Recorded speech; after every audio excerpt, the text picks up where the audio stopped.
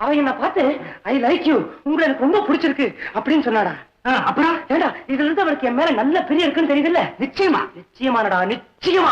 அவ பிறந்த நாளைக்கு எனக்கு மாத்திரம் தான் அழைப்பு அனுப்பிச்சிருக்கான், பாக்கி எந்த பையனுக்கு அனுப்பல தெரியுமா? ஏ ராகவன், அவ என்ன பார்த்து உங்களுக்கு கல்யாணம் ஆயிடுச்சா அப்படின்னு கேட்டாடா. கேட்டாளா? சாமா கேட்டுட்டு சும்மாதான் கேட்டேன் அப்படின்ட்டாடா. சிரிச்சு மழுப்பிட்டாளாக்கா?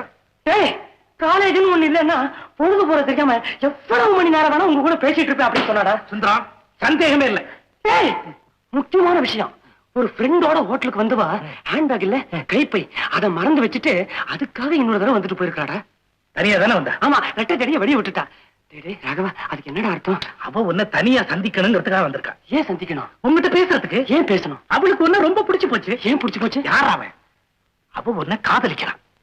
இன்னொரு தடவை சொல்லு. அவ உன்னை காதலிக்கிறாடா. எழுதி கொடுறா. எனக்கு அப்படித்தாண்டா தோணுது. நிச்சயமா? நிச்சயமா, சந்தேகமே இல்லையா? இல்லடா. அப்புறம் மாத்திராதரா.